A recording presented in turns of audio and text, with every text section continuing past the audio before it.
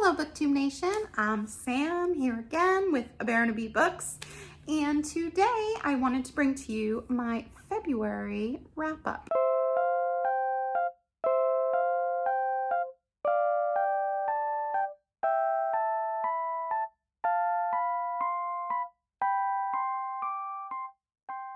I know it's a little late, please bear with me. I'm trying to get into the habit of doing regular wrap-ups on my channel.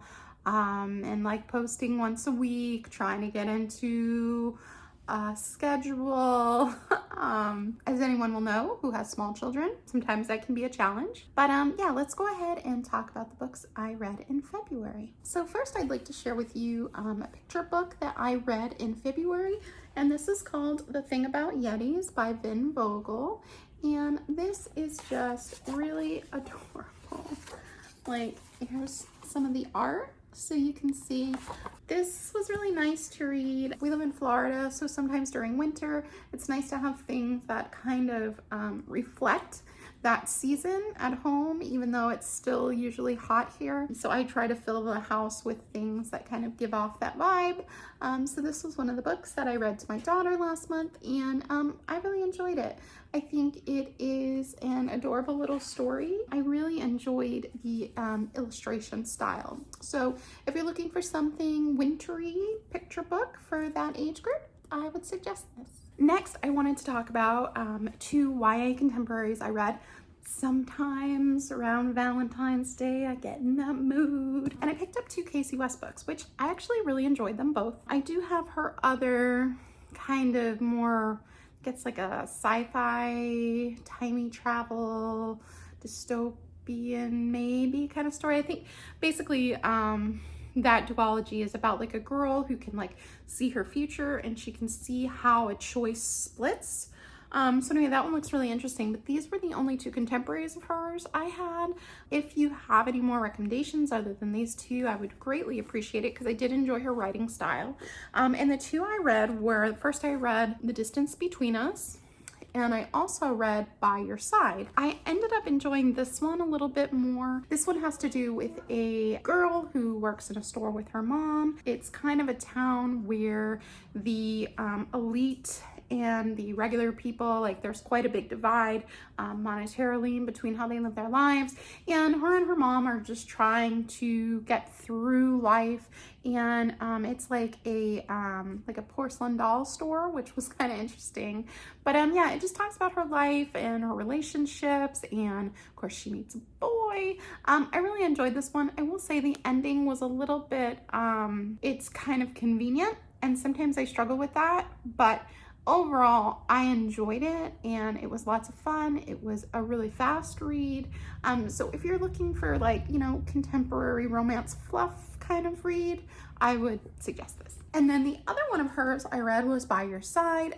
This one I was initially interested in because it takes place in a library, and as a reader, that's always something I'm interested in. This one also focuses on mental health. I did enjoy this one, not quite as much as the other one. I think that what I learned about reading both of these is that if I'm looking for that kind of contemporary feel, which I don't read a lot, but sometimes I just get in that mood, she's a good author for me. Just to give you a quick synopsis of this one, it's basically about a girl, and it's like this big like weekend thing, and they were going away with her friends. She ends up getting locked in a library, but she's not locked in there with herself. There's some things that happen later on in the book that turn that into kind of like it becomes much more like action-packed, like more it's more like kind of had my heart going a little bit for her. So obviously she wasn't planning on spending, you know, this long extended period of time in the library.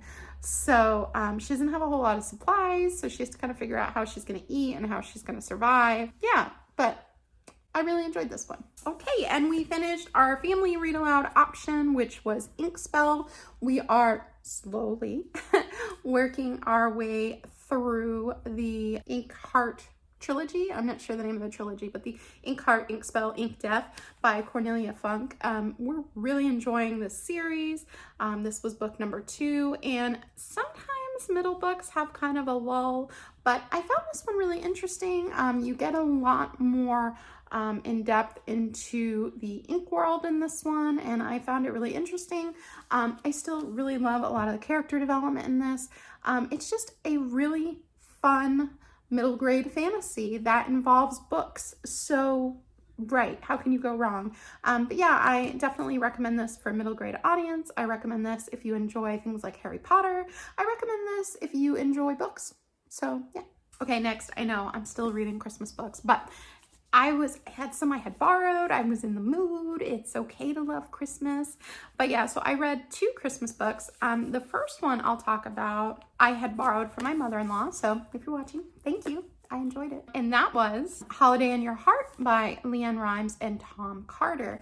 And this one kind of had a twist in it for a Christmas story. It was more reminiscent of like Victorian Christmas stories. There's kind of, I don't want to spoil it, but there's a little twist. And yeah, I really ended up enjoying it. It's quick, it's fun, it's Christmassy. If you like that kind of thing, give it a try. Next, I read Jacob's Bell, and this is by John Snyder. This was a gift from my mom. So hi mom, thank you. I read it. This one is basically about the bell ringers at Christmas time, but it's set like it's historical fiction. I enjoyed this one. There is a plot line in this one that's a little heavy-handed, but I did enjoy it. It's a warm story. It has a lot to do with forgiveness and overcoming tragedy and self-forgiveness and you know, how to heal wrongs in families. There's a beautiful little relationship between this little girl and this man here, and all feels, it's very cute and sweet. And if you enjoy Christmas books, even though it's like almost springtime, I say give it a try. But there's always next Christmas. And finally, this was the first book. I read 7 books in the month of February, which is good for me. And this was the first book I read, and I read it via audiobook. I think my family and I were really ill in February. And yeah, I was just not like, even like to hold the book and read was too much. So audiobooks were really wonderful at that time. And I love to read audiobooks, and they're a great addition to any reader's life. So but yeah, I really I loved it so much. After I read it, I bought the hard copy. Like, that's how much I loved it. This, hands down, is going to be in one of my favorite videos at the end of the year, because this book, this is The Scent Keeper by Erica Bauermeister. And I love, like, you ever read a book and you're like, oh, gee, they wrote that for me. Thank you very much. That's kind of how I felt like this. My childhood, I've mentioned it before on this channel, but I, as a very young child, grew up. Yes, I did. I grew up in this very different environment to what a lot of us experience today. It was a lot of nature. We lived on the river. There were birds. There was a snake. There was, you know, I was picking blackberries. So it was very, it's probably one reason I love fairy tales so much, is because I can find a lot of fairy tale elements in my childhood if I look deep enough. And so anyway, so this book, the beginning of this book, the setting reminded me a lot of how I grew up. And there are some different settings throughout this book. So they do go to some different places. But one of them is like this coastal place, and it's also really beautiful. There's another book out there that I might check out that I think is similar to this.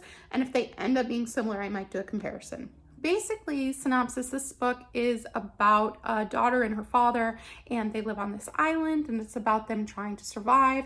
And then it shifts from that into her like coming of age story and self-discovery, you know, relationships and things like that. But it was just beautiful. I love stories that kind of encompass a whole, you know, personal growth arc in somebody's life. And this definitely does that. You spend quite a long time with her. And I thought the writing was really beautiful. I thought that the descriptions and the setting were very beautiful. You know, and it's funny because as I was reading this, I was looking at it in Goodreads, and I was like, really? It's like the way it's listed. To me, it was marketed kind of funny. This almost felt a little bit folklore. There's a little bit of, it almost felt like historical. The feelings you get when you read this are not necessarily where it's going. So there are maybe some surprises in here. But yeah, it was just, it's really beautiful. It's really just about her life and how she deals with different tragedies and how she becomes her own person. I think if you like books that have to deal with nature, you'll like this. That is one of my buzzwords and I really enjoyed it. I think if you like books that have to do with family, you'll enjoy this. I will say that you have to suspend some disbelief. There is some stuff in here that almost feels a little sci-fi and you just have to kind of go with it. If you can't get past that, this might not be your thing. But for me, I just kind of went with it and it was really beautiful. And the scent keeper in this, the father plays a large role in that. And there's a lot of spoilers, so I don't want to give anything more away because I think that to really love this book, you have to experience it as the author delivers it to you. So I wouldn't want to spoil anything. I 100% recommend this. I loved it. It's probably going to go on my favorite books list. I usually wait to see how that, how it sets for a little while. But yeah, definitely my favorite book I've read so far this year. That was all the books I read in February. I know, catch up. I should be doing my March wrap up. I'll get there. We're still adjusting to timing and editing and family and, the world is crazy right now, let's be honest. But yeah, I'm still really enjoying making videos. I'm really enjoying reading right now. Usually when I'm stressed out, I find that I can't focus on books, but right now I'm really using them as an outlet to feel like I'm still traveling, to feel like I'm still doing different things. Sometimes reading can be used as an escape, and I think that that's okay sometimes, as long as you realize that that's what you're doing. I had a really good reading month in February. Found probably a new favorite book. I'm so excited. That book is so good. Yeah, so if you've read any of those or if you're interested in checking them out after hearing me talk about them, please let me know down below. If you're a new subscriber, hi, I'm Sam. Hello. Please subscribe if you'd like to. And if you're a returning subscriber, thank you. You're awesome. I appreciate you. Because, though I do this for my love of books, it's nice when people listen. Anyway, that's enough for me for now. Thanks for being here with me today. Farewell for now. Bye.